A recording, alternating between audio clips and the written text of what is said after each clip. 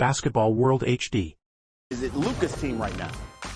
What? This is no, yes, no, maybe, kind of. I hate this. Like, yo, clearly Luka is here about the future, right? So yes, LeBron James has empowered him to fit out, as he told us. So yeah, it's Luka's team. But for real, who's pulling the strings? LeBron James, and that is in terms of orchestrating, working with JJ Redick, but orchestrating like the best version of this team's basketball because he has the most institutional knowledge of this group. Okay, so let's stay in the Luka of it all here.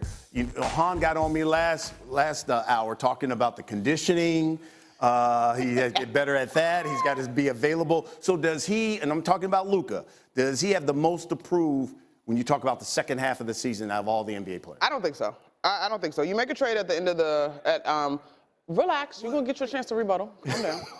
I think you make a trade at... She gave me mom. That was mom energy right there. Yeah. Okay, calm down. You make a trade at All-Star break. It's 30 games left. You understand that you have some deficiencies in terms of size. I don't think he has anything to prove. Like, this is going to be Dallas's loss. I don't necessarily see it happening this year. Now, if it happens this year, will he have proven to Dallas how idiotic this trade was? For sure. But I think this is more about the future. Next year, 2 years from now, I'm not putting too much on Luka in terms of this year because it takes a while to figure out how to be the best version of yourself as a unit. I still think he's got a ton to prove. Everybody's going to be watching him. This is the most compelling story right now in the NBA. Not the Thunder, not some of the other stuff that we have been talking about. It's this one right here. This is such a huge trade, obviously, but now it's how does it go from here? What happens from here? How does he fit out in LA with LeBron James? Can he do that? And then, of course, it's the other parts of his game, the conditioning, the defense.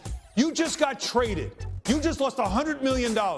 You have a lot to prove. Clearly, prove that they made a mistake in trading you. Prove you can play within the ecosystem of LeBron James. There's a lot for him to prove. In the next two and a half months?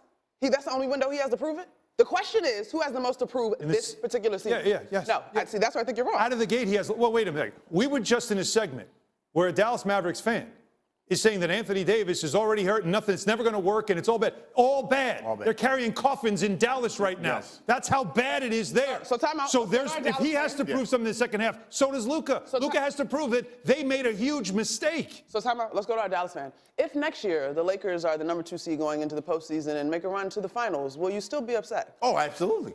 He don't have to do it this season? Absolutely. He don't have to do it right now. He still has a lot to prove. It's the most, Monica, it's the most compelling story in the NBA for the rest of this season. I will give you and all into the of that. playoffs. I will give you all of that. But when was the last time we saw insert star championship run? It was in the Raptors with Kawhi Leonard. It doesn't happen that quick, is all I'm saying. He got run with it. Again, when was the last time you saw a player of this caliber being traded mid-season?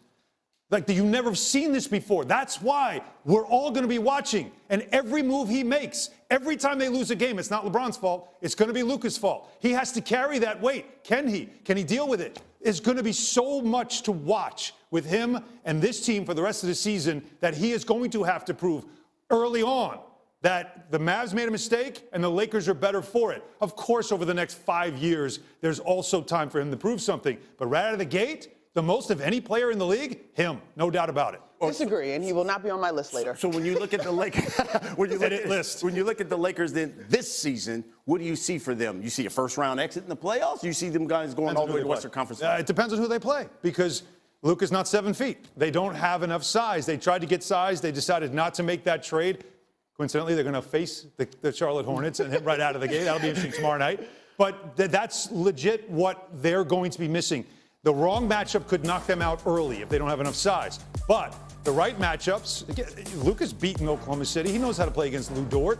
Like, there are some matchups that will be compelling because we saw him last year. He was very tough to guard, of course, till he got to the finals. I don't know about this version of Oklahoma City, but last year's series between those two teams was quite compelling. Where do you see the Lakers? Ceiling for them. I'm not into the Lakers this year. Yeah. And I think if we look at the standings now, I mean, as I look at the teams that are above them in the standings, I see youth, I see speed, I see depth. And so that to me... Size. And size, of course, is counter to what they got going on right now. But I don't think this is about this season at all. All right. We got much more basketball coming here in this show, but I got some more burning to trade. Are the Lakers Luka's team right now? LeBron James still alive. He's still playing basketball. He'll probably be playing basketball long when we're all gone. It is not Luka's team because it is not his team yet because LeBron James is still there. This is his team. Now, Luka can certainly fit in or fit out or whatever it is that LeBron told him to do. But the bottom line is when LeBron is on the team, it's his team. They have to figure out how to make it work together, and that's going to be a fascinating story to watch. You know, I thought it was interesting but when AD was there, LeBron said, I'm deferring to him. This should be his team. Yeah, so I guess the question is, who should be the alpha on this team right now? Again, LeBron's the alpha. If you say something like that in the huddle to a player, that's you letting him know, letting Luka know, go ahead and be you. I'm allowing it. So that's what an alpha does. This is my team, but I'm allowing you to play your way. He will control. This is his ecosystem, and Luka has to figure out how he can play within it. Who do you think should be the alpha? We're going to make ourselves sick with this conversation. Yeah. Look, I think this is absolutely fluid, right? Sure, in leadership and established tenure, it's LeBron James. But on a night-to-night basis, obviously the future of this thing is about Luka Doncic. So it just really depends on what you're talking about. The leadership, organizational element of this, or who's going to be taking the lead as far as hooping. I think LeBron James is going to lean into the facilitating side of his game, and he's been fantastic at that. Luka, to me, moving forward, is probably going to be the alpha, but it will alternate for sure. Two of the highest usage players in NBA history. So they're both used to having the basketball in their hands and running it. Now, what they can learn from is what happened in Dallas last year. Kyrie gets there. Kyrie also a high usage player. So the two of them figured out how to work. And a lot of times you'll stagger. Luka will be on the floor, LeBron not, giving him rest. And then Luka can be obviously the main piece out there. But when it's LeBron's team, when he's on the team, it's still his team. And he will decide whether or not Luka, is the man or not in certain situations. But one thing you have to keep in mind, if you're Luka Doncic, pressure's on. Because when things go well, it's LeBron James. When things don't go well, it's on you. Okay, so what do you think LeBron has to do to make this thing successful? I continue to empower Luka, probably. I get that this is so fascinating when you look at their skill sets, when you look at the usage, but I just think, simply put, these are two of the greatest basketball players in the league, right? They're going to figure it out. The issue for me around this squad is not necessarily with this pairing, it's about the rest of that roster. And so I think LeBron fully understands. You mentioned his history with AD. I think he fully understands how to empower his running mate.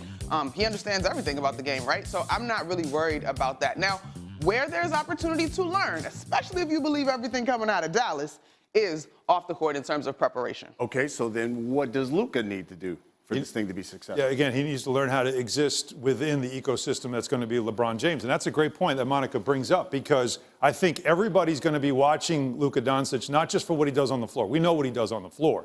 It's everything else. That calf thing, does that keep coming up? Conditioning, can you get into shape?